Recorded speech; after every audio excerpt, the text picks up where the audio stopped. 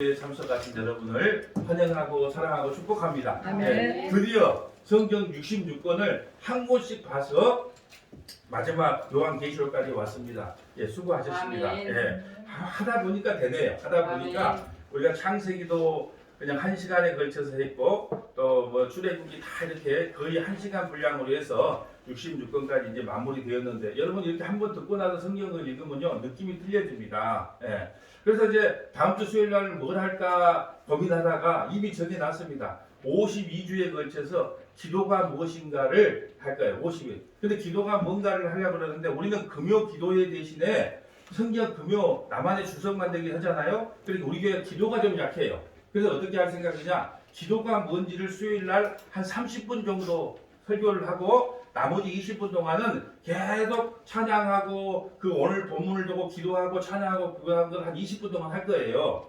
설교를 짧게 하고 나머지 20분 동안은 찬양하면서 기도하고 찬양하면서 기도하는 시간을 수요일 날 그렇게 가지려고 합니다. 그래서 다음 주 첫째 제목은 뭐냐면 지금은 기도할 때입니다. 지금은 기도할 때입니다로 시작을 할 겁니다. 그래서 52주간에 걸쳐서 기도가 뭔 줄 알고 나면 여러분 이걸 듣고 나면 기도하지 않고는 안 되겠구나. 이걸 깨달을 겁니다.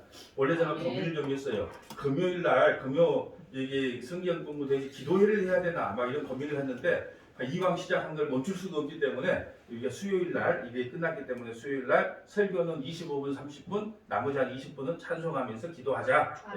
이렇게 이제 정했으니까 여러분 이제 기도해 주시기 바랍니다. 오늘 말씀을 보면 계시라 그래요. 계시. 우리 오늘 뭐 밴드를 다 우리 여기 있는 분들이기 때문에 알 거예요. 계시가 뭔지를 설명해 놨어요. 계시는 거요. 감춰놨던 것을 열어주는 걸 계시라 그래요. 감춰놨던 것. 그럼 계시의 주인공은 누굴까요? 당연히 예수님이시죠. 예수님이 누구신가? 예수님이 하신 일이 무엇인가를 온전히 열어주는 것이 뭐냐면 계시라는 거예요. 여러분 요한계시록이 어려운 것이요. 이 상징적 환상들이 많아요. 이 상징적 환상들을 많이 기록한 책을 뭐냐면 묵시라 그래요. 이 환상적으로 실제적인 것이 아니고 환상적으로 이 환상적이고 상징적인 이렇게 내용들이 많은 책을 묵시라고 그럽니다. 자, 이러면 계시록을요 이단들이 가장 많이 사용하는 66권 중에 한 권이 뭐냐면 이 요한계시록이에요. 또 하나는 뭐냐면 창세기.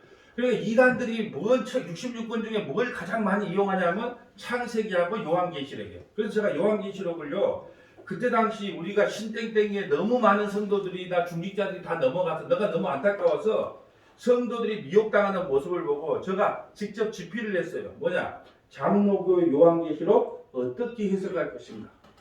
제가 기록했지만요. 제가 저자지만 너무 위대한 책이에요. 궁금하죠? 너무 이단에 많이 빠져요. 그래서 두껍지도 않아요. 얇아요. 핵심만 적어놨거든요. 장로교 요한계시록 어떻게 해석할 것인가? 제가 해석 방법이 어떻게 되냐? 그 요한계시록 한 권을 해석하기 위해서 65권으로 한 권을 해석했어요. 이것을 성경으로 성경을 해석한다. 이거 신학적인 용어로 뭐냐면 성경 신학적 성경 해석이라 그래요. 성경에는요 각자 하나님께서 답을 다 줬어요.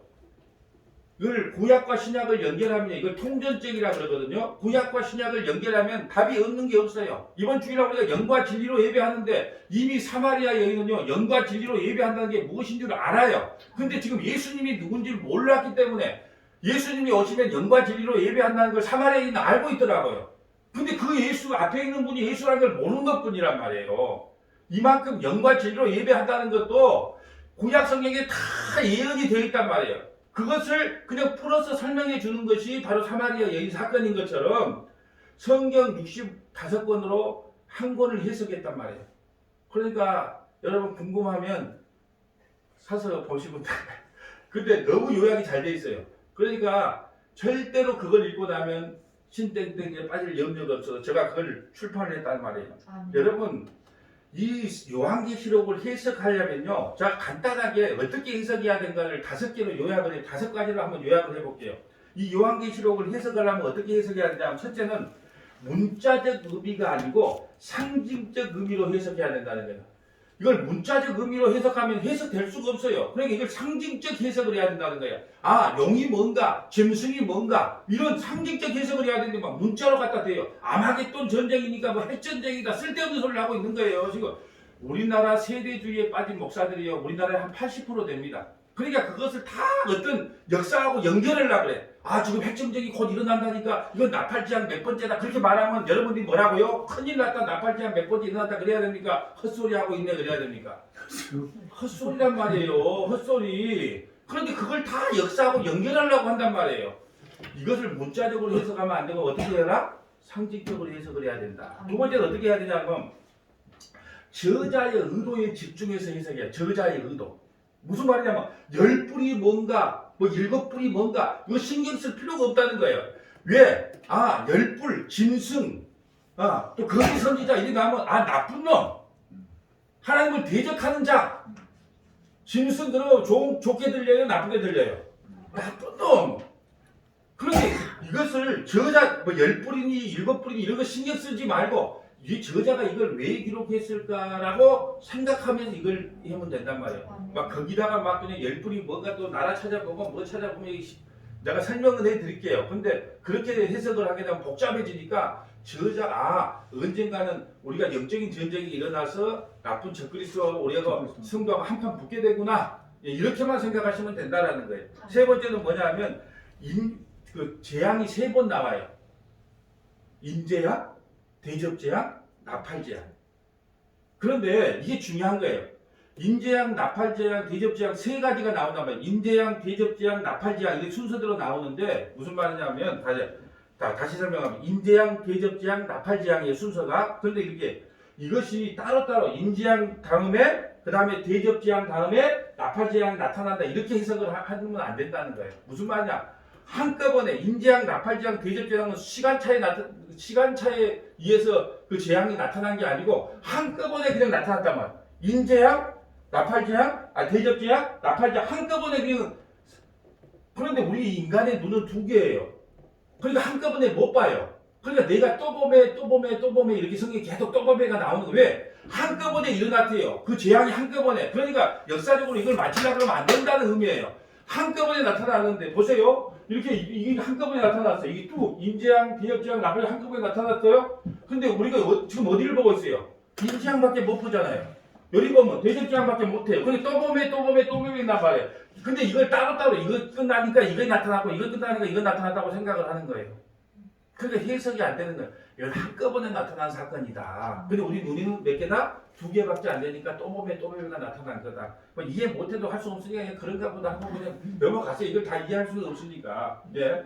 자, 그 다음에 4번째는 이 시대에 일어나는 일과 성경을 맞추려고 하지 마라. 대부분의 목사님들 만나면 다 그래. 야, 지금 러시아하고 우크라이나 붙었는데 뭐 이거 나팔재앙 몇 번째야. 그러니까 이제 다음에 뭐 대접재앙이 일어나고 뭐 어쩌고 저쩌고.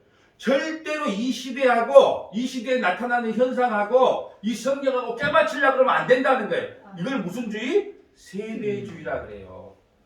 그러니까 무슨 이스라엘 저기 저 팔레스타인 이스라엘 땅이 회복하면 제3성전이 지어지고 뭐 흰양을 뭐 붉은 양을 뭐 제사를 드리면 다 엉뚱한 헛소리를 하는 거예요.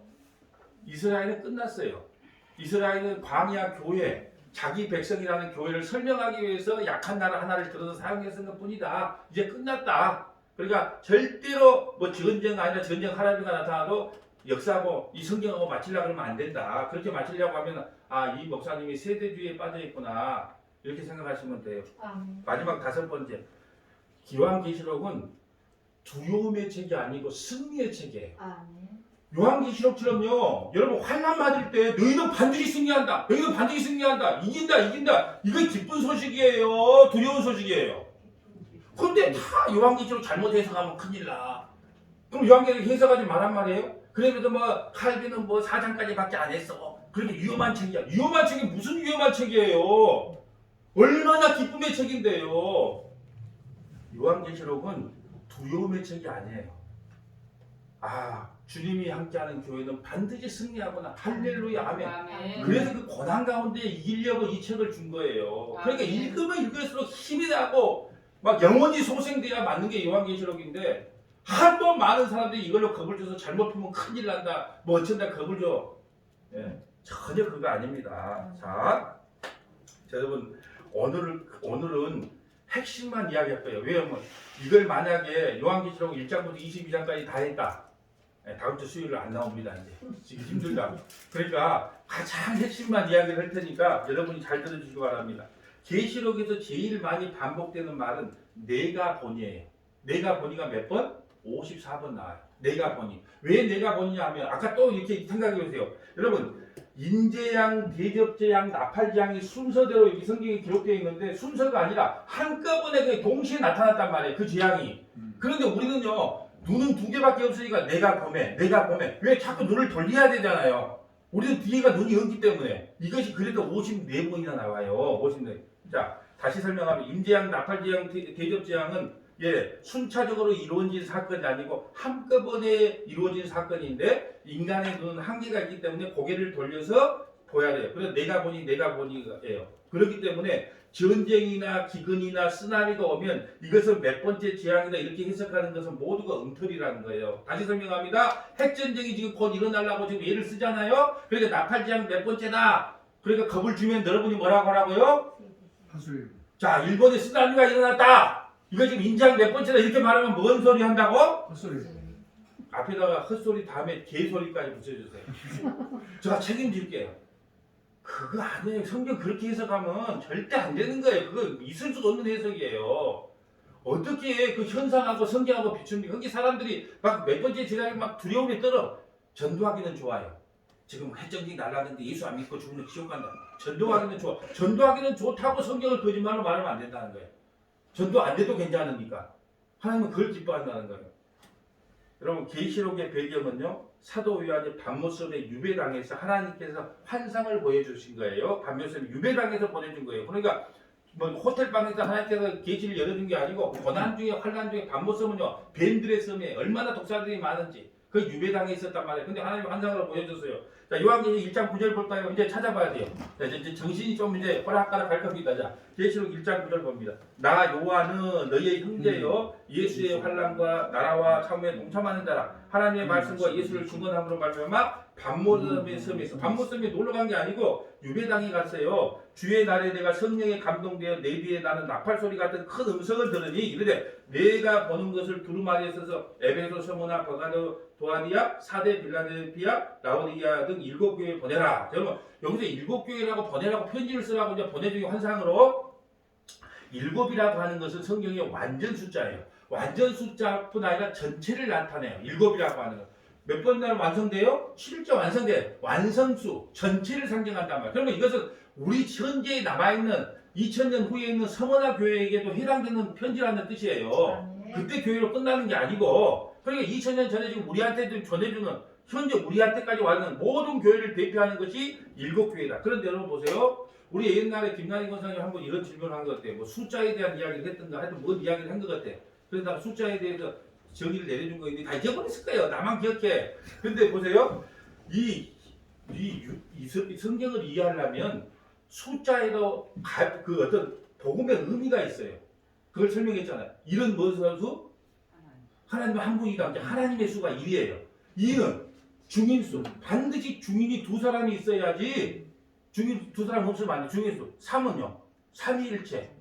예, 삼위일체 숫자. 성삼위일체 그래. 3은 삼위일체. 4는 동서남북. 땅의 숫자. 그러니까 동서남북 흩어졌다 하면 땅으로 흩어졌다 하는데 동서남북. 자, 5는 뭘까요? 고난수. 왜요? 내 형제가 몇 명 있다 세상에? 5명 있다. 이 지옥 가서 하는 말이에요. 지옥 가서 부자가. 자, 그 다음에 6은 뭐예요? 666. 6. 사탄의 수. 미완성의 수. 좋은 숫자, 나쁜 숫자. 나쁜 숫자. 6. 미완성의 숫자. 7은 아까 말한 거죠. 완전 숫자. 10은 완전수에 속해요. 10은 완전수. 좋은 거예요. 10은. 그 다음에 12로. 12는 뭘까요? 12시. 그걸 구원받은 사람의 상징. 구원받은 제자의 숫자. 구원받은 제자의 성도의 숫자. 이게 상징적으로 이해. 구원받은 제자의 숫자, 또 구원받은 숫자. 예. 이게 12. 1000은 충만한 숫자. 충만한 숫자. 제가 왜 이야기할까요? 나중에 14만 4천 명만 구원받는다는 신땡땡이가 얼마나 잘못되는가 이 숫자의 개념을 모르기 때문에 넘어가더라. 예. 이걸 설명하고요. 여러분, 이 환상을 통해서요. 요한은 본 거예요. 장차 교회가 고난을 받을 것이다. 그러나 교회는 반드시 승리한다는 책이 바로 요한계시예요. 요한계시록은 두려움과 공포의 책이 아니고 환희와 기쁨의 책이에요. 저는 요한계시록을 보면 은혜를 받았어요. 여러분, 요한계시록은요, 누가 말 요한계시록이 무슨 책이냐 말하면 여러분 어떻게 말해야 돼요? 교회는 반드시 승리한다. 그걸 만약에 여러분이 깨달았다면 요한계시록 잘 해석한 거예요. 교회는 반드시 승리한다. 뭐 가운데서도 고난과 환난 가운데도 반드시 승리한다. 얼마나 기쁜가 몰라요. 자, 그럼 요약을 한번 해볼게요. 1장부터 3장까지는 1장부터 3장까지는 7교회에 하신 말씀이에요. 자, 그래도 이제 전체를 한번 볼게요. 1장부터 3장까지 7교회에 하신 말씀. 자, 7교회 하신 말씀. 4장부터 5장까지는 하나님의 보좌에 대한 기록이에요. 하나님의 보좌는 어떻게 생겼는가? 4장부터 5장이 나와요. 하나님의 보좌에 관한 내용이고, 자, 이걸 다 천천히 여러분 적을 때까지 하면 못하니까 올려놓으면 여러분이 이제 들으면서 하세요. 자, 6장부터 8장까지는 7인. 6장부터 8장까지는 무슨 인? 7인. 8장부터 11장까지는 7나팔. 7나팔. 15장부터 16장까지 7대접. 15장부터 16장까지 7대접에 대한 이야기. 17장부터 19장까지는 바벨론 멸망. 바벨론은 이 세상은 멸망한다. 바벨론 이 세상인 게. 그 다음에 19장부터 20장까지는 마지막 전쟁가에 관한 이. 19장부터 20장까지 마지막 전쟁. 21장부터 22장까지는 새하늘과 새 땅. 21장부터 22장은 새하늘과 새 땅. 그럼 뭐가 좀 빠진 데가 있을 건데요? 몇 장 빠졌어요? 12장부터 14장. 이게 요한계시록의 주제예요. 이걸 무슨 구조라? 카이즘 구조 그래요. 카이즘 구조가 뭐냐면 이 가운데가 주제 구절이에요. 그러니까 보세요. 2장부터 22장까지 가운데가 뭐예요? 12장부터 14장까지가 주제 구절이에요. 그러니까 주제는 뭐냐면 반드시 교회는 전투가 일어나는데 그 전투에서 승리한다는 것이 12장부터 14장이에요. 이게 핵심 주제야. 이걸 무슨 구조? 카이즘 구조. 자, 성경은 몇 권으로 되어 있어요?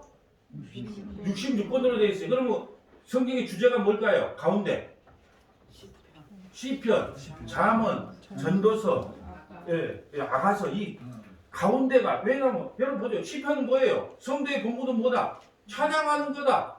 잠언은 뭐예요? 하나님을 아는 것이 참된 지혜다. 또 뭐예요? 아가서는요. 나는 술람이인 정말 아무것도 볼뿐 없는 교회를 끝까지 사랑한다. 또 뭐 있어요? 엽기. 반드시 성도에게도 고난 오지만 성도는 승리시킨다. 그렇게 주제예요. 66권의 주제가 뭐다? 시가서 5편. 이걸 무슨 구조? 제가 시를 쓸 때는요. 마지막 2구절이 핵심이에요. 마지막 2구절. 오늘 5월에 장미가 피었다. 나는 그애들의 누군가를 사랑하지 않으면 안 되겠다. 그 사랑하고 싶다라는 말을 마지막 2구절에 딱 쓴 거란 말이에요. 나머지 앞에 구절은 전부 다 그냥 쓴 거고, 시를 쓸 때는 마지막 2구절. 그러니까 여러분이 혹시 시를 올려놓으면 뭘만 핵심을 가져라? 마지막 2구절이 핵심이고, 성경은 가운데가 핵심이다. 누구만 안다 이것을? 서머나 교회만 알지요. 그러니까 서머나 교회는 진짜 이래도 복 받고 저래도 이 복이 넘치는 교회야 이걸. 그러니까 있는 자는 계속 풍성해질 것이요, 없는 자는 있는 것까지 뺏긴다는 거예요. 오늘 보세요. 밴드에 올리는 거 구약에 있는 그 예표들이 전부 시작이 어떻게 성취되어 있는가. 그걸 보면서 원래 성경에 관심 있는 사람은 눈물을 흘려야 돼. 이게 다 예수 이야기구나 구약이. 근데 관심이 없으면 이게 뭔 소리여? 뭔 소리여? 자 보세요. 성경의 요한계시록의 핵심 단어를 보면요. 성경이 요한계시록이 뭘 이야기하는가 자세히 보여요. 보좌라는 말이 44번 나오고요. 하나님의 보좌라는 말이 44번 나와요. 어린 양이 30번 나오고 성령이 13번 나오고 교회라는 이름이 20번 나와요. 이걸 뭔 상징하냐? 교회란 어린 양의 보좌 앞으로 성령께서 인도해 가신다는 걸 설명하는 거예요. 교회란 어린 양의 보좌 앞으로 성령께서 인도해 가신다. 여러분 지금이 어떤 상황이냐? 요한계시록 들어갈 당시에 배경이 어떻게 되냐면 AD 96년경, AD 한 95년경으로 보거든요. 이거 어떤 상황이냐면 네로 황제라고 들어봤어요 혹시? 네. 악한 왕이에요. 로마의 10번째 왕이거든요. 그보다 더 악한 왕이 있어요. 도미티안 황제라고. 11번째 왕. 도미티안 황제가 어떻게 사람을 죽이냐면 그냥 죽이면 재미없다. 화형을 시켜요. 그래도 화형을 어떻게 하냐? 운동장에 내놓고 골대로 십자가에다 그 쇠뭉치로 달아가고 거기다 기름을 뿌려서 그거 다 매달아서 화형을 시켜요. 그렇게 죽여도 재미없으니까 어떻게 하냐? 껍질을 벗겨요. 여러분 안 하고 껍질 벗길 때 탁 해놓고 이렇게 벗기면요 펄떡펄떡 뜁니다. 사람을 그렇게 했다니까요. 십자가에 달려 죽이는 것은 예사고, 여러분 이런 상태에서 성도들의 마음이 어쩔까요? 불안할까요? 안 불안할까요? 그렇죠. 이 불안한 마음을 하나님께서 아무리 세상이 너희를 핍박하고 너희를 무너뜨리려고 해도 반드시 너희는 승리할 수밖에 없다. 이걸 기록한 것이 요한계시록이에요. 그러니까 그 당시에 이 책을 읽으면 어떨까요, 성도들이?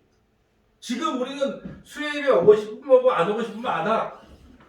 근데 이게 감격일까요, 안 할까요? 그런데 만약에 오늘 수요일에 참석한 사람 요 앞에 서서 전부 다 목배임을 당합니다. 그러면 어떤 마음일까요? 아무도 안 올 거예요.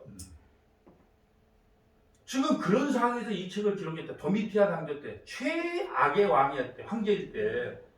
그런데 공통점은 뭐냐면 반드시 너희들은 이긴다는 거, 이긴다. 예, 그것을 누가 이기게 하냐? 새벽별 대신 예수님이 이기게 한다. 제 22장 먼저 보고 갈게요. 자, 요한계시록 22장 16절로 가봅니다. 자, 반드시 너희는 새벽별이 너희를 구원한다는 것부터 시작을 하겠습니다. 요한계시록 22장 16절 끝에 갑니다. 요한계시록 22장 16절. 나 예수는 교회를 위하여 내 사자를 보내어 이것들을 너희에게 중한, 너희는 반드시 승리한다고 사자는 목사를 이야기했거든요. 목사를 통해서 너희를 지금 괴롭고 힘들지. 그렇지만 너희는 반드시 승리한다. 왜? 나는 다윗의 뿌리요 자손이 곧 광명한 새벽별이라. 절대로 나는 너희들에게 길을 잃지 않게 하는 새벽별이라는 거야. 반드시 내가 너희들을 구원한다. 그것을 사자들을 통해서, 목사들을 통해서 너희에게 외치게 했다는 겁니다. 그런데 이 지구의 목사들은 성경 요한계시를 보고 두려움을 줘요. 아니, 다 승리한다. 이걸 줘야 맞는데. 17절. 성령과 신부가 말씀하고 오라 하시기를 듣는 자는 오라 할 것이요 목마른 자는 올 것이요 또 원하는 자는 값없이 생명수를 받으라 하시다. 내가 반드시 너희에게 생명수를 줄 것이다. 그러니까 생명수가 뭐라 그랬어요? 성령을 줄 거다. 성령을 준단 말이에요. 생명을. 반드시 새벽별이 너희를 구원한, 이게 핵심이에요. 여러분, 창세기에 여자의 후손으로 오실 예수님이 자기 백성을 어떻게 구원으로 완성시키는가를 기록한 것이 요한계시록입니다. 그래서 보세요. 자, 보세요. 여자의 후손이 예수님과 그 마귀 새끼가 싸우는 현장이 창세기 3장 15절이에요. 근데 지금 요한계시록은요, 이걸 분리시켜요. 창세기 3장 15절을 어떻게 분리시키냐 보세요. 요한계시록은 첫 번째는 하나님께 속한 자와 용과 짐승에 속한 자. 자, 창세기 3장 15절은 여자의 후손과 또 이렇게 여자의 후손의 발꿈치를 묶은 마귀 새끼가 이게 분리되는 현장인 것처럼 이분법적으로 요한계시록은 분리가 돼요. 하나님께 속한 자와 용과 짐승에 속한 자. 두 번째는 하늘에 속한 자와 땅에 속한 자. 하늘에 속한 자와 땅에 속한 자. 여러분 보세요. 우리가 보면은 꼭 천주교하고 우리하고 한 형제라고 자꾸 말하는 사람이 있어요. 한 형제 아닙니다. 우리는 그것이 잘못됐다고 생각했기 때문에 뿌리치고 나온 거예요. 그걸 개신교라 그래요? 한 형제 아니에요. 그쪽이 형님, 우리가 작은 형님, 그렇게 말하면 큰일 납니다. 성경의 성자도 모르는 거예요. 천주교하고 우리는 완전히 틀립니다. 여러분, 천주교는 누가 대빵이에요? 마리아 말고 그 위에 더 높은 사람이 있는데, 네. 교황이 있어요. 교황은요, 딱 방문하면 어떻게 해요? 어디다가 키스합니까? 네? 여러분, 절에 가면 어떻게 기도하던가요? 땅을 보고 기도합니다. 다 땅이에요. 유대인들은 어떻게 기도하는지 아세요? 하늘을 봅니다. 이거요, 우리가 자세히 보면 모든 것이 다 하늘과 땅을 나눠놓은 소재란 말이에요. 왜 땅에다가 키스합니까? 이게 한번 생각을 해보세요. 왜 땅에다가 키스합니까? 땅의 평화를 위해서요? 잘 생각하고 신앙생활을 해야 돼요. 절간에 가세요. 기도 어떻게 해요? 땅을 보고 기도하잖아요. 이스라엘의 기도 보면 하늘을 봅니다. 다 이게 나눠지는 거예요. 또 뭐냐? 요한계시록 어린 양의 신부 새 예루살렘과 음녀 바벨론으로 나눠져요. 지금 요한계시록은요, 그렇게 창세기 3장 15절을요 완벽하게 두 분으로 나눠놨던 것이 요한계시록이란 말이에요.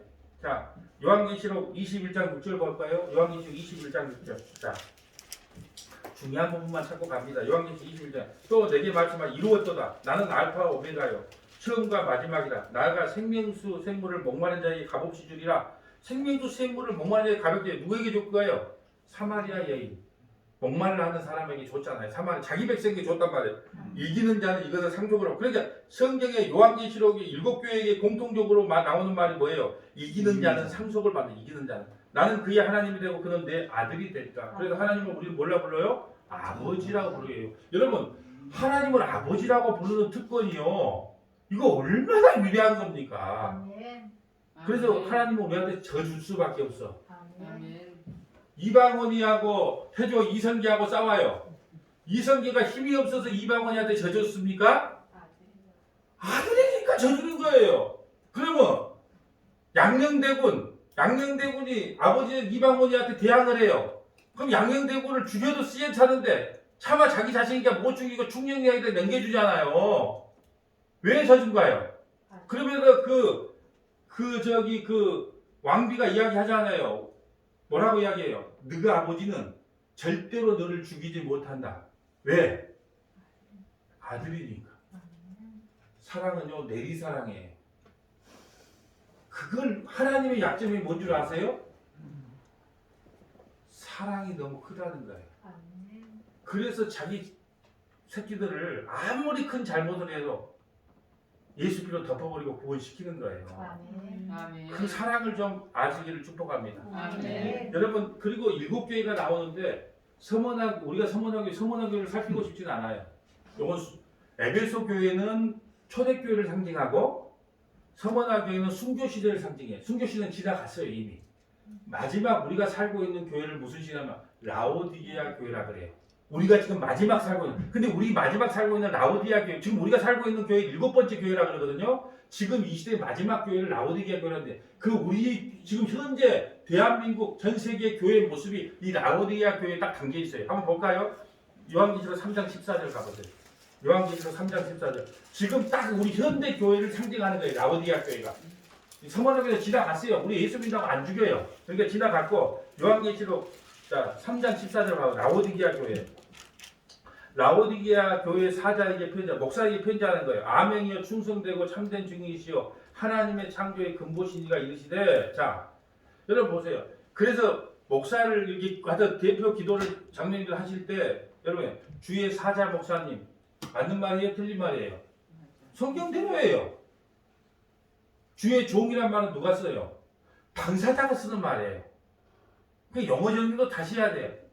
주의 사자 목사님. 이거 성경적인 말이에요. 날 높이려고 하는 말이 아니고, 사자라는 건 목사를 이야기한다는 거예요. 그럼 내가 이야기할 때 주의 사자 목사가 힘을 주세요. 그럼 말이 맞아요, 안 맞아요? 안 맞으니까 주의 종이 기도할 때는 참고로 알아두셔야 된다. 예, 보세요. 15절. 지금 이 시대의 교회예요. 내가 내 행위를 아노니 내가 차지도 아니하고 뜨겁지도 아니하고 내가 차든지 뜨겁지. 지금 성도들의 신앙 상태가 술에 술 탄 듯 물에 물 탄 듯 미지근해요. 오고 싶으면 오고 가고 싶으면 가고. 지금 무슨 시대? 당연히 지금 이 시대를 상징하고 있는 거예요. 그래서 나는 이 시대가 마지막 시대가 확실하구나 그래요. 아무리 우리 원로 목사님 시대는 원로 목사님이 설교 한 판이면 그냥 다 그게 순종을 하고 그냥 했단 말이에요. 지금은 목사님 말하세요. 이 지금은 딱 라오디게아 교회가 딱 맞아. 16절. 내가 이같이 미지근하여 뜨겁지도 아니하고 차지도 아니하니 내 입에서 너를 토하여버리리라. 내가 말하기를 나는 부자라 부유하여 부족한 게. 지금 이 시대의 교회가 그래요. 아이고 지금 바꾸고 싶은 데가 어디 있습니까? 교회가 아무리 가난한 목사가 굶어 죽는 사람 없어요.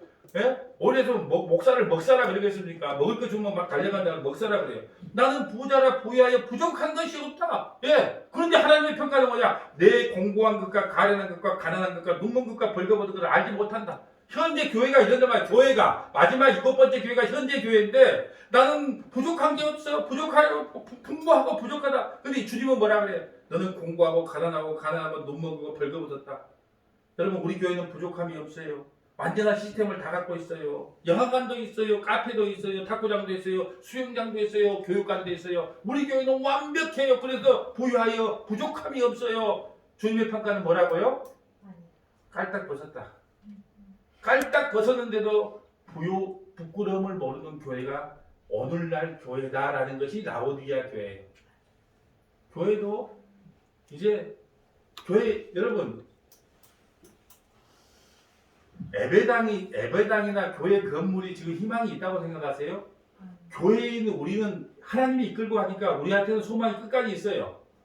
예배당, 현대식의 예배당, 여러분 희망이 있으면 왜 다 조기 은퇴하려고 그럽니까?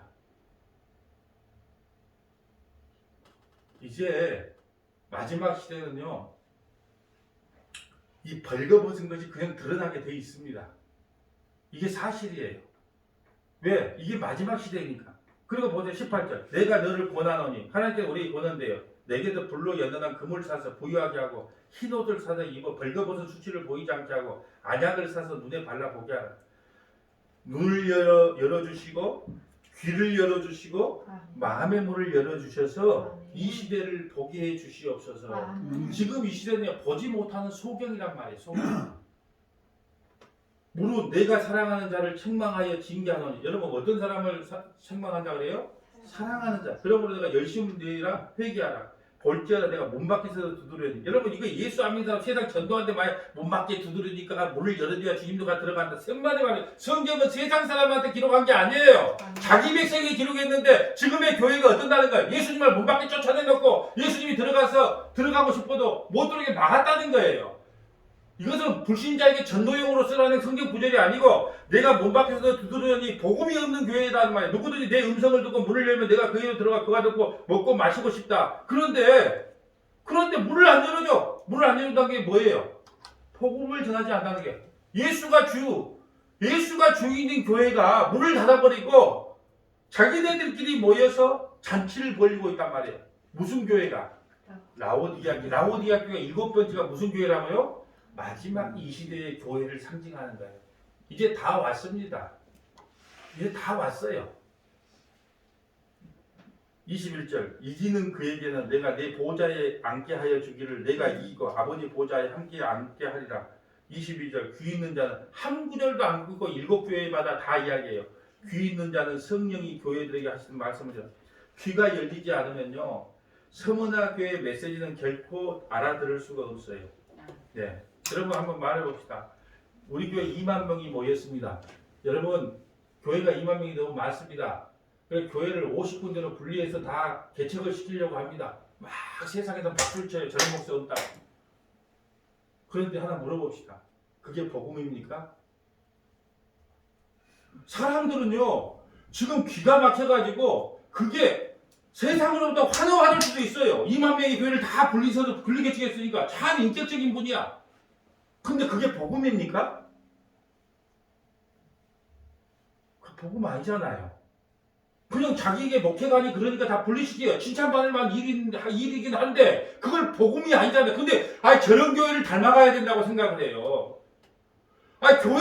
교회 분리시키라고 시키죠. 2만 명이든 20만 명이든 간에 복음만 바르게 전한다면 어떻습니까 그게?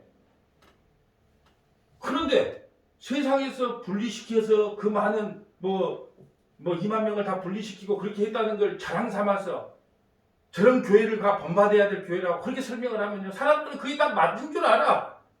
근데 여러분이 물어보세요. 근데 그게 복음입니까? 여러분 옳은 거하고 바른 것은 틀려요.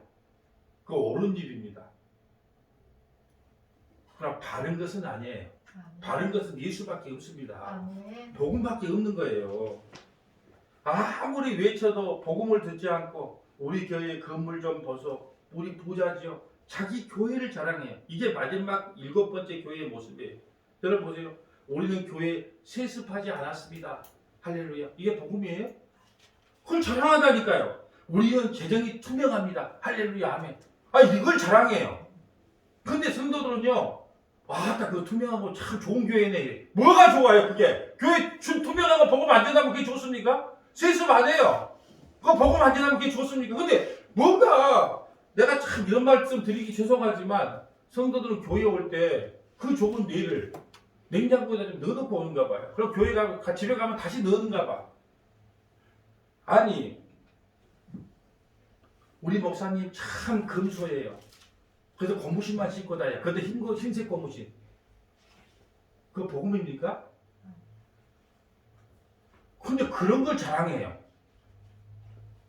지금 그것이 라오디아게아 교회의 모습인 것처럼 복음이 없어서 예수님을 저 문 밖에 놔놓고 사회적으로 인정받고 칭찬받는 교회가 되기 위해서 몸부림치는 게 현대 교회의 모습이다라는 거예요. 자, 그리고 4장부터 20장까지는요, 이제 누구와 싸우자가 기록되어 있어요. 근데 여러분, 오해를 많이 하는 것이 있어요. 4장 이후를요, 휴거했다고 생각을 해요. 4장 이후를. 여러분, 내가요, 성경을 해석하는 거 보면 참 가관이 아니야. 4장 1절 볼까요? 4장 1절. 자, 4장 1절에 보면, 보세요. 후반부에 보면, 이리로 올라오라. 이리로 올라오라. 이걸 전부 다 휴거로 해석하는 사람이 이리로 올라오라. 그럼 보세요. 4장부터 22장까지는 그러면 교회 필요 없는 내용인가요? 그럼 여러분 좀 상식적으로 생각을 해보자면 성경 66권 1189장을 여러분에게 다 준 겁니까? 아니면 일부는 이미 휴거받았기 때문에 필요 없는 성도가 있어요. 그 성경 말씀이 4장부터 22장까지는 필요가 없다. 그 성경 말씀이 그 이해가 돼요? 안 돼요? 안 되는데 사람들은 이리로 올라오라는 게 이미 휴거받았다고 생각을 해요. 아니에요. 4장 1절, 요한계시록 4장 1절 볼까요? 이후에 내가 보니 하늘에 열린 문이 있는데 내가 들은 바 처음에 내게 말하던 나팔 소리 같은 큰 음성이 이르되 이리로 올라오라. 이후에 마땅히 일어난 일을 내가 내게 보이리라. 여러분 왜 요한이나 사도 바울을요 위로 올라오게 했을까요? 왜 사도 바울을 3층천으로 올라오게 했고 요한을 위로 올라오게 해서 보여줬을까요? 여러분 땅에서 보면 땅의 것밖에 안 보여요. 그래서 일부러 비행기처럼 위로 올려가서 땅을 보게 한 거예요. 왜요? 일을 시키려면요 위에 올라가서 보면 야 내가 저런 땅에서 30평 아파트에서 하나 옆에 아파트 하나 똑같은데 내가 그 짓거리를 하고 있었구나. 땅의 뜻을 내려놓게 된단 말이에요. 그래서 위로 올라오라 그런 거예요. 휴가 아니에요. 휴가 아니에요. 나머지 것은 안 읽으랍니다. 여러분 왜 휴거라고 생각을 하냐. 이리로 올라오라 왜 휴거라고 생각을 하냐. 영화에 보면요. 어떤 사람은 비행기를 타고 가다가 어떤 사람은 비행기 타고 가다가 기장이 들림을 받아 그러는데 기장이 들림을 받았으면 기장 운전을 못해. 그러니까 비행기가 어떻게 해요? 출항을 해. 또 여보 당신하고 자고 있는데 아침에 눈 뜬 게 없어.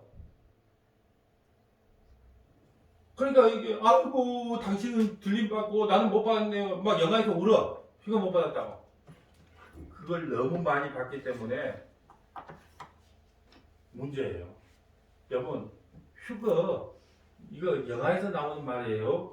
우리 서문학교의 성도들은 여기 이건 정도면 안 됩니다. 하나님 예수님은요 11살께 옵니다. 천군 천사를 두고 나팔 소리를 내면서요 세계 만방이 다 알 수 있도록 와요.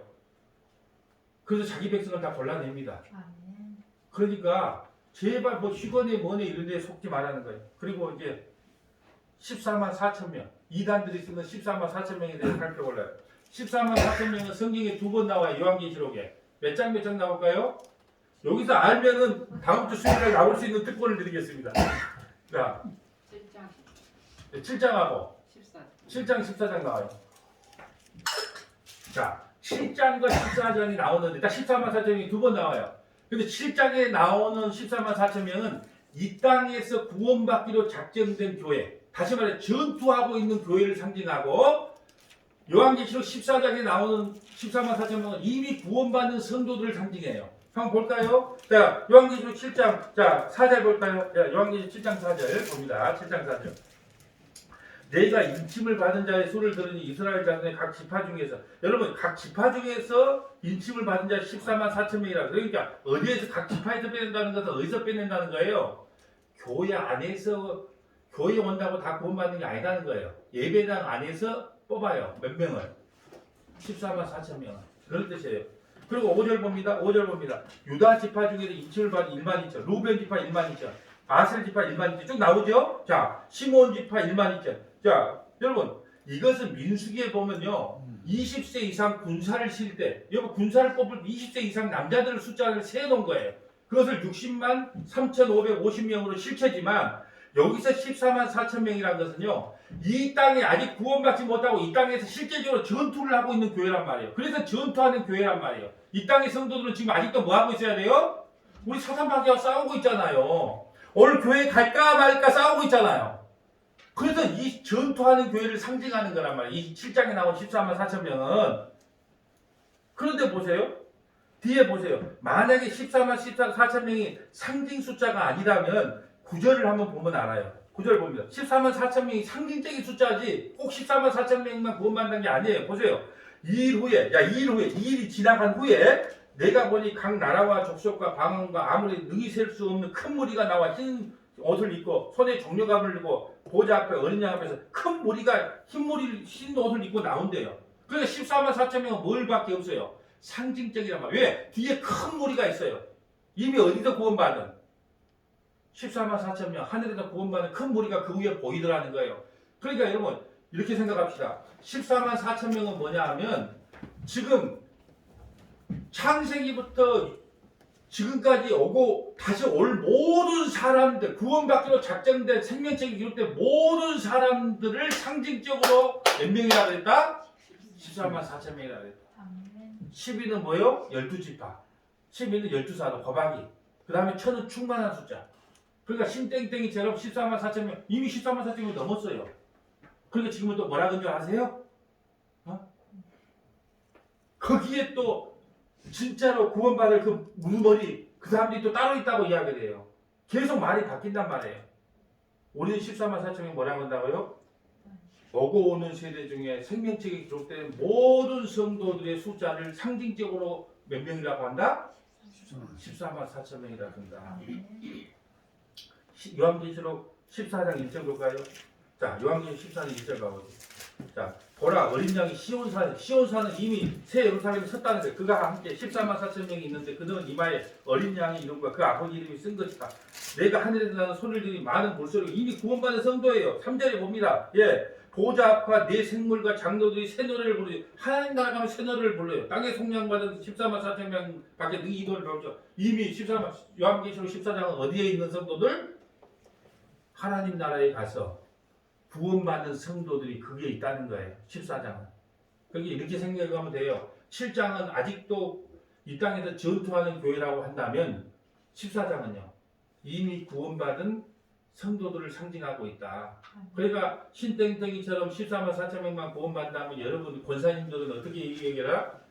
그것은 생명책에 기록된 구원받기로 작정된 하나님의 백성을 상징적으로 기록한 숫자지. 하나 둘 셋 넷. 그러면 여러분 생각해 보세요. 우리나라 14만 4천 명 구원받으면 좀 웃기지 않아요? 좀 조금만 좀 이렇게 생각을 해보면 우리나라 14만 4천 명 구원받으면 말이 되겠어요? 나가볼 때도 우리나라 성도들은 한 4만 명 구원받을 것 같아. 그리고 나머지는 어디서? 만약에 구원받는다면 저 북한의 성도들이 구원받을 것 같아. 근데 우리나라만 14만 4천 명 구원받는다. 그 말이 좀 안 맞잖아요? 김 권사님 말이 맞아요? 좀 생각을 해도 우리가 좀 너무 안 맞는 말을 하고 있어도 누가 넘어간다? 일반 성도가 넘어가는 게 거의가 중직자들이 다 그거 넘어가 있어요. 장로님, 권사님, 안수집사님, 심지어는 목사님들까지. 자, 이 상징적인 숫자라는 거 잊으시면 안 되고, 자, 요한계시록 16장 3절 가볼까요? 요한계시록 16장 3절. 자, 이제 좀 속도를 좀 내볼게요. 자, 똑같이 사탄이 하는 일 중에요. 흉내를 그리 잘 내요. 흉내를. 요한계시록 16장 13절. 또 내가 보니 봄에 개구리 같은 새 더러운 영이, 자, 용의 입술이 한 명, 짐승의 입과 거짓 선지자 입. 이 삼위일체를 흉내내는 거예요. 여러분, 참으로요, 이 사탄은요, 흉내를 그리 잘 냅니다. 이단은요, 뭐가 이단이에요? 앞에는 갖고 뒤에가 틀린 거 이단이라 그러잖아요. 이 흉내 잘 내요. 그러니까 용의 입술과 짐승의 입과 거짓 선지자, 이 삼위일체 흉내를 그대로 내는 거예요. 여러분, 이 거짓 선지자들요, 거짓 선지자들은 절간에서 나올까요? 강대상에서 나올까요? 강대상에서 나오는 거예요. 인간을 업시키는 것이 거짓 복음입니다. 그리고 요한계시록 20장 2절 볼까요? 자, 우리가 그 뱀의 실체를 한번 보고 갑시다. 뱀. 우리가 그 창세기에서 나오는 뱀. 요한계시록 20장 2절. 뱀이 뭐 말을 한대. 뭐 이런 사람도 있어요. 뱀이 뭐 말을 한대. 그런 말 들어봤어요? 그 성경은 거짓말이라 그래요. 그 뱀이 누구냐? 요한계시록 20장 2절. 영을 잡으니 곧 옛뱀이요, 마귀요, 사탄이라. 예, 그럼 뭐요? 여러분, 이 마귀가 이 창세기에서 마귀가 이 요한계시록에서 마귀가 이 싸움을 했단 말이에요. 그럼 어디로 쫓겨났다고요? 창세기에 아담에게로 쫓겨난 거예요. 에덴 동산으로 가서 아담을 유혹한 거예요. 그러니까 잘 보세요. 창세기에 이 묵시가 뭘 앞선다? 창조를 앞서요. 참 어려운 말입니다. 계시록이 먼저고 그 다음에 뭐가 창세기가 나중에. 우리는요, 창세기가 먼저고 요한계시록이 마지막이라 생각하잖아요. 자, 원래는 여러분의 수준이 좀 업이 됐다면 어떻게 했겠냐면 요한계시록을 먼저 설교를 하고 창세기를 가거나 요한복음을 가야 맞아요. 원래는. 왜요? 뭐가 먼저 기록됐으니까? 누구만 한다? 사모나 교회만 한다. 살짝 가르쳐줘요. 요한계시록이 먼저고 요한계시록이 쫓겨난 그 뱀이 어디로 갔다고요? 창세기에 왜 하나님하고 해보니까 안 돼? 그러니까 하나님이 가장 사랑하는 사람이 누굴까요? 성이 아신데 아담에게로 가서 그를 유혹해서 넘어뜨린 거예요. 그러면 자식이 넘어지면 부모하면 어떨까요? 찢어지는 거예요. 아버지하고 싸우려니까 안 돼. 그러니까 누구하고 생각? 새끼하고 싸우는 거예요. 가서. 근데 새끼가 넘어졌어. 이 현상이란 말이에요. 묵시가 창조를 앞선다. 요한계시록이 먼저고 하나님께서 자기 백성을 어떻게 구원하는가를 설명을 풀어놓은 것이 창세기부터 풀어놓은 거예요. 아멘. 참 어렵네요. 자, 근데 어려워도 이제 뭐 이해가 안 돼도 들어야 돼요. 우리는 창세기가 먼저다. 아니다. 요한계시록에 그 옛뱀이 있었는데 하늘에 전쟁이 일어났어요. 근데 그들이 쫓겨났어. 어디로? 땅으로. 어디로? 에덴 동산으로. 그래서 창세기를 통해서 자기 백성을 하나님께서 어떻게 구원한가를 설명을 해놓은 거예요. 근데 마귀 새끼가 어떻게 구원할지 알았다 몰랐다? 몰랐어요. 도대체 뭘로 구원한단 말이야? 알고 보니까 십자가네. 죽이고 나니까 십자가예요. 그래서 내가 이긴 줄 알았어. 예수 죽였으니까 우리가 승리했네. 3일천하로 끝났다 그래요. 자, 계시록 13장 1절 볼까요? 자, 계시록 13장 1절. 내가 보니 바다에서 나오면 좋은 짐승일까요? 나쁜 짐승일까요? 그러니까 바다라는 것은 두려움, 공포를 상징한다 그랬어요. 자, 뿔이 열이요, 머리가 일곱이다. 그 뿔은 열왕이요, 그 머리는 산 신성보도가 있는 것. 내가 본 짐승은 표범과 같고 발은 곰같으며 그 입은 사자 입 같은데 용이 자기 능력과 보좌가 큰 것. 여러분 보세요. 여기서 열 뿔이니 뭐 일곱 뭐 뿔이 10개 왕관이 있네, 일곱이네 이런 건 기억하지 말아 그랬어요. 그러면 여러분 세상 나라를 뭘로 표현한 거예요? 앞에가 동자가 들어간 뒤 세상 나라를 뭘로? 동물. 88 올림픽 때 우리 마스코트가 뭐였어요? 호돌이. 야구할 때 뭐예요? 전부 다. 마스코트가 뭐예요? 동물. 다. 여러분 자세히 보면 모든 것이 다 세상은 무슨 나라다? 짐승의 나라는 걸 설명하고 있는 거예요. 다. 근데 그것도 모르고 그냥 보고 있는 거예요. 누구 눈에만 보인다? 문목삼전은 보여. 세상이 짐승을 상징하고 있구나. 그럼 여기서 일곱 뿔이란 일곱이 자 머리가 일곱인데 머리가 일곱은 누구를 상징하냐? 자 그냥 듣고 넘어가세요. 애굽, 아수르, 바벨론, 메데, 바사, 그리스, 로마. 이 로마 시대 때 예수님 오거든요. 애굽도 망했고 예수님 오실 때는 애굽도 망했고 아수르도 망했고 바벨론, 메데, 바사, 그리스, 로마 이거 6나라인데 그 로마 때 예수님이 와요. 그리고 마지막 7번째 나라가 있는데 그것이 무슨 나라다? 짐승의 나라다. 그럼 이 세상은 지금 무슨 나라예요? 짐승의 나라. 그래서 모든 마스코트를 뭘로 했어요? 짐승으로 쓰는 거예요. 근데 그 짐승이요 얼마나 능력이 대단한가. 요한계시록 13장 1절 볼까요? 자, 요한계시록 13장 1절. 내가 보매 또 다른 짐승이 땅에서 어린 양같이. 어린 양같이는 누구 흉내를 내는 거예요? 예수님은 흉내를 내요. 어린 양 같이면 어린 양이에요. 같이면 가짜란 말이에요. 어린 양 흉내를 내고 온단 말이에요. 그러면서 어떻게 하냐? 자, 13절 뭐 어린 양처럼 예수님 지금 기적을 이렇게 13절 큰 이적을 행하여 심지어 사람들 앞에서 불이 하늘로부터 내려. 여러분 불이 하늘로부터 내려오는 기적을 누가 행해요? 짐승들이, 거짓 선지자들이. 여러분 사람들이 제일 약한 게 뭔 줄 아세요?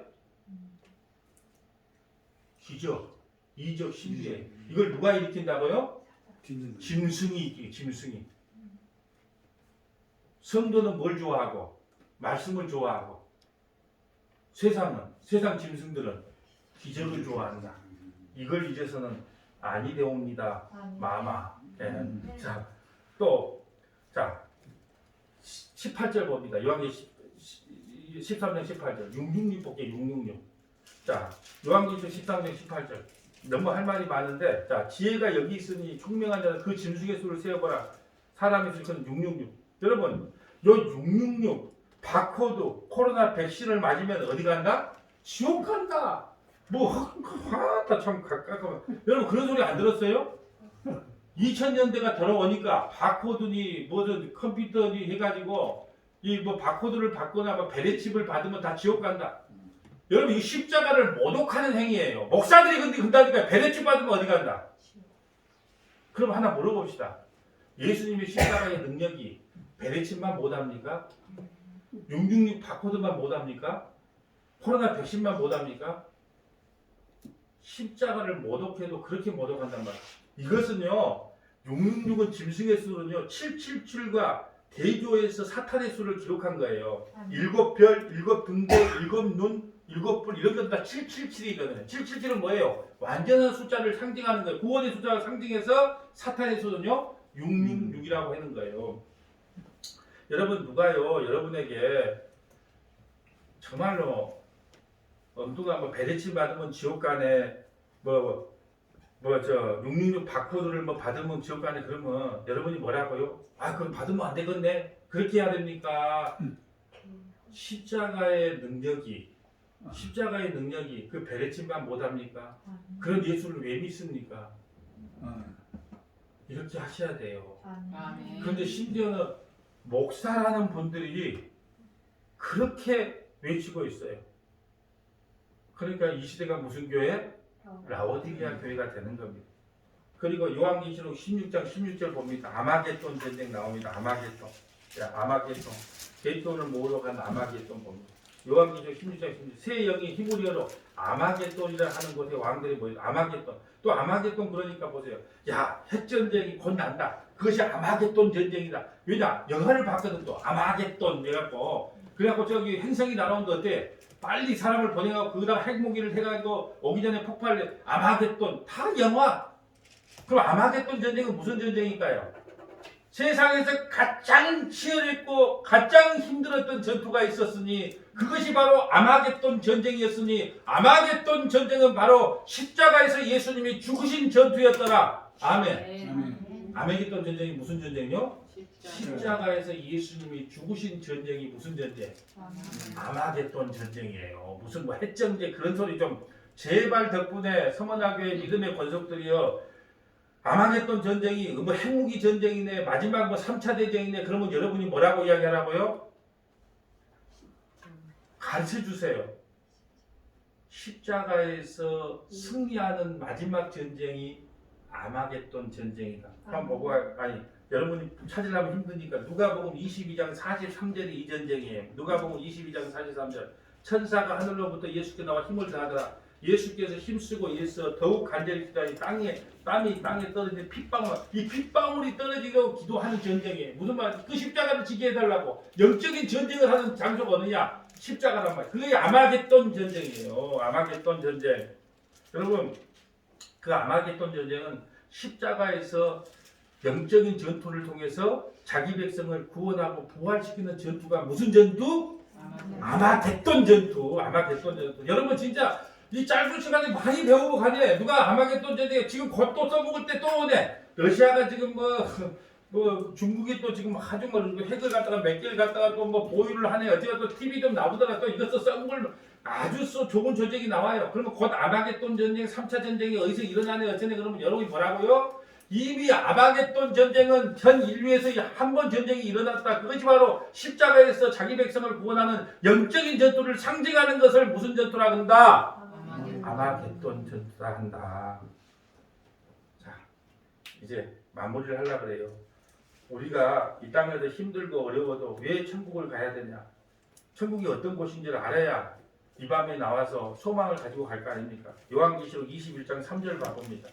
요한계시록 21장 3절. 요한계시록 21장 3절 봅니다.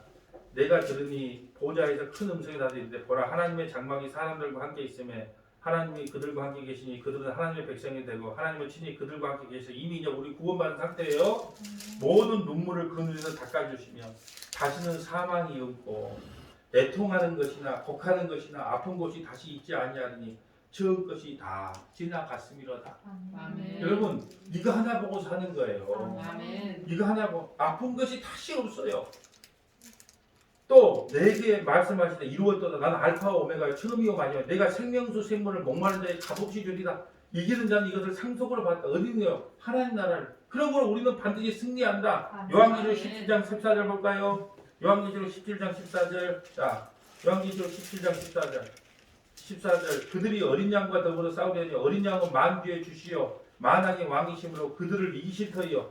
반드시 교회는 이긴다. 또 그와 함께 있는 자들 곧 부르심을 받고 택하심을 받은 진실한 자들도 뭐한다? 이기리라. 이게 핵심이에요. 이기리라. 반드시 껍질을 벗기든 화형을 시키든 뭐 가마솥에 넣어 죽이든 우리 교회는 서머나 교회는 반드시 승리합니다. 반드시 승리합니다.